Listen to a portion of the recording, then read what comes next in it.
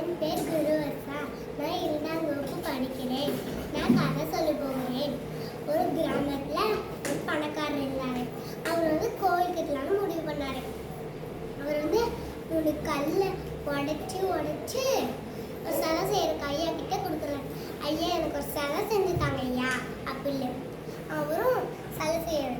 முதல் கல் இருக்கிறாரு, செதுக்கிக்கிட்டே இருக்கிறாரு. அது வழி தாங்க முடியாம உடஞ்சிருது. 2வது கல் இருக்கிறாரு, அது செதுக்கிக்கிட்டே இருக்கிறாரு.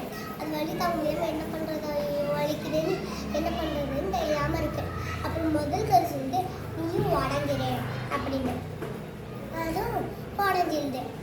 3வது கல் எடுக்கிறாங்க, செதுக்கிக்கிட்டே இருக்கிறாங்க. அது வலி தாங்க முடியாம இருக்கு, வலிக்கு அப்படின்னு சொல்லுது.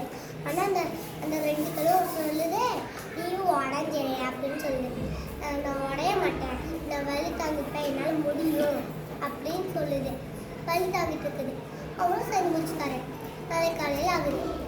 இந்த பணக்காரர் பார்க்குறாரு 3 கல் எங்கன்னு. அப்போ அந்த 2 கல்லும் பேசிக்குது.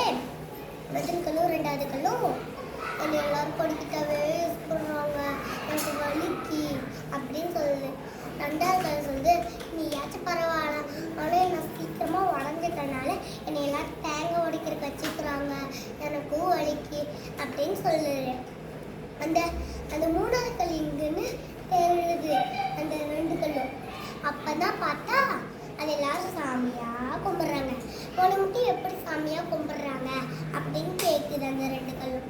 நீங்கள் வலி தாங்க முடியாமல் உடஞ்சிட்டீங்க, நான் வலி தாங்கிட்டு இருந்தேன், அதனால நான் எல்லாரும் சாமியா கும்பிட்றாங்க.